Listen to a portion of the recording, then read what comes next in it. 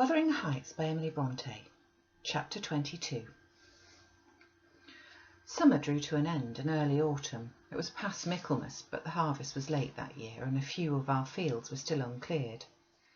Mr. Linton and his daughter would frequently walk out among the reapers at the carrying of the last sheaves. They stayed till dusk, and the evening happened to be chill and damp, and my master caught a bad cold that settled obstinately on his lungs and confined him indoors throughout the whole of winter, nearly without intermission.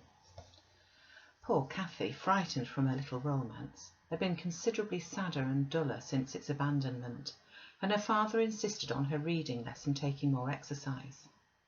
She had his companionship no longer. I esteemed it a duty to supply its lack as much as possible. An inefficient substitute, for I could only spare 2 or 3 hours from my numerous diurnal occupations to follow her footsteps, and then my society was obviously less desirable than his. On an afternoon in October or the beginning of November, a fresh, watery afternoon when the turf and paths were rustling with moist, withered leaves and the cold blue sky was half hidden by clouds, dark grey streamers rapidly mounting from the west and boding abundant rain, I requested my young lady to forego her ramble because I was certain of showers. She refused, and I unwillingly donned a cloak and took my umbrella to accompany her on a stroll to the bottom of the park, a formal walk which she generally affected if low-spirited, and that she invariably was when Mr. Edgar had been worse than ordinary, a thing never known from his confession, but guessed both by her and me from his increased silence, and the melancholy of his countenance. She went sadly on. There was no running or bounding now, though the chill wind might well have tempted her to race, and often from the side of my eye I could detect her raising a hand and brushing something off her cheek. I gazed round for a means of diverting her thoughts. On one side of the road rose a high, rough bank where hazels and stunted oaks, with their roots half exposed, held uncertain tenure. The soil was too loose for the latter, and strong winds had blown some nearly horizontal. In summer, Miss Catherine delighted to climb among these trunks and sit in the branches, swinging 20 feet above the ground, and I, pleased with her agility and her light, childish heart, still considered it proper to scold every time I caught her at such an elevation, but so that she knew there was no necessity for descending. From dinner to tea she would lie in her breeze-rocked cradle, doing nothing except singing old songs, my nursery lore, to herself, or watching the birds, joint tenants, feed and entice their young ones to fly, or nestling with closed lids, half thinking, half dreaming, happier than words can express. "Look, miss," I exclaimed, pointing to a nook under the roots of one twisted tree. "Winter is not here yet. There's a little flower up yonder, the last bud from the multitude of bluebells that clouded those turf steps in July with a lilac mist. Will you clamber up and pluck it to show papa?" Cathy stared a long time at the lonely blossom, trembling in its earthly shelter, and replied at length, "No, I'll not touch it. It looks melancholy, does it not, Ellen?" "Yes," I observed, "about as starved and sackless as you. Your cheeks are bloodless. Let us take hold of hands and run. You're so low, I dare say I shall keep up with you." "No," she repeated, and continued sauntering on, pausing at intervals to muse over a bit of moss, or a tuft of blanched grass, or a fungus spreading its bright orange among the heaps of brown foliage, and ever and anon her hand was lifted to her averted face. "Catherine, why are you crying, love?" I asked, approaching, putting my arm over her shoulder. "You mustn't cry because papa has a cold. Be thankful it's nothing worse." She now put no further restraint on her tears. Her breath was stifled by sobs. "Oh, it will be something worse," she said.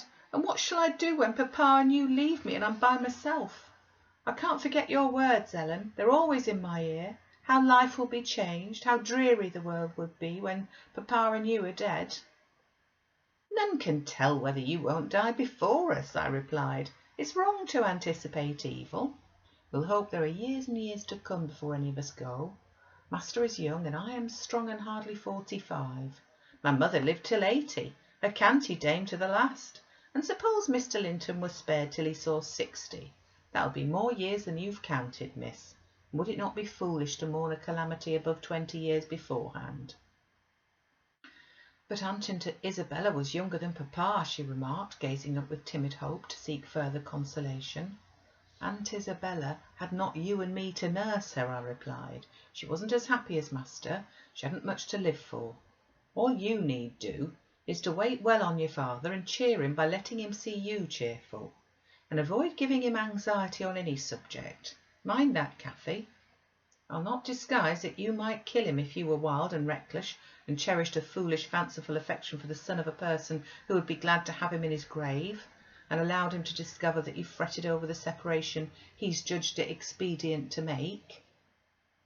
I fret about nothing on earth except Papa's illness, answered my companion. I care for nothing in comparison with Papa, and I'll never, never, oh never while I have my senses, do an act or say a word to vex him.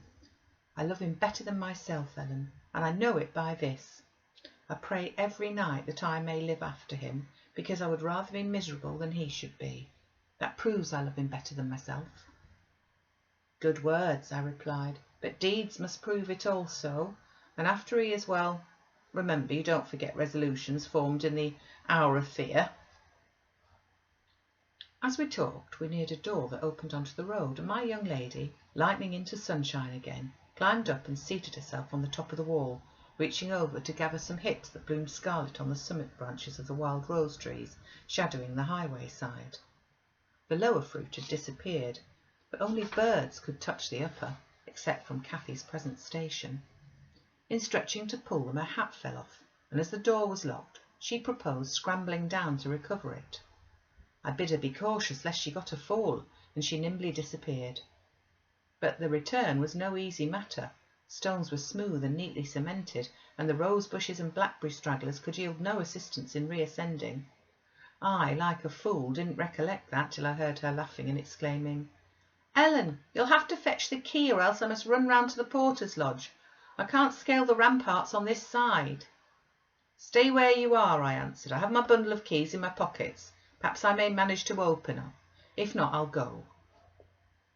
Catherine amused herself with dancing to and fro before the door, while I tried all the large keys in succession. I'd applied the last and found that none would do, so, repeating my desire that she would stay there, I was about to hurry home as fast as I could when an approaching sound arrested me. It was the trot of a horse. Cathy's dance stopped also. "Who's that?" I whispered. "Ellen, I wish you'd open the door," whispered back my companion anxiously. "Oh, Miss Linton," cried a deep voice, the rider's. "I'm glad to meet you. Don't be in haste to enter, for I've an explanation to ask and obtain." "I shan't speak to you, Mr. Heathcliff," answered Catherine. "Papa says you're a wicked man, and you hate both him and me, and Ellen says the same." "That is nothing to the purpose," said Heathcliff. He it was. "I don't hate my son, I suppose, and it's concerning him that I demand your attention. Yes, you have cause to blush. 2 or 3 months since were you not the habit of writing to Linton, making love in play, eh? You deserve, both of you, flogging for that. You especially, the elder and less sensitive, as it turns out. I've got your letters. If you give me any pertness, I'll send them to your father. I presume you grew weary of the amusement and dropped it, didn't you? Well, you dropped Linton with it into a slough of despond." "Slough of despond?" "He was in earnest, in love really, as true as I live. He's dying for you, breaking his heart at your fickleness, not figuratively, but actually. Though Hareton has made him a standing jest for 6 weeks, and I've used some more serious measures and attempted to frighten him out of his idiocy, he gets worse daily, and he'll be under the sod before summer unless you restore him." "How can you lie so glaringly to the poor child?" I called from the inside. "Pray ride on. How can you deliberately get up such paltry falsehoods? Miss Cathy, I'll knock the lock off with a stone. You won't believe that vile nonsense. You can feel it in yourself. It's impossible that a person should die for love of a stranger." "I was not aware there were eavesdroppers," muttered the detected villain. "Worthy Mrs. Dean, I like you, but I don't like your double-dealing," he added aloud. "How could you lie so glaringly as to affirm I hated the poor child, and invent bugbear stories to terrify her from my door-stones? Cathy Linton, the very name warms me, my bonny lass. I shall be from home all this week. Go and see if I've not spoken the truth. Do, there's a darling. Just imagine your father in my place and Linton in yours.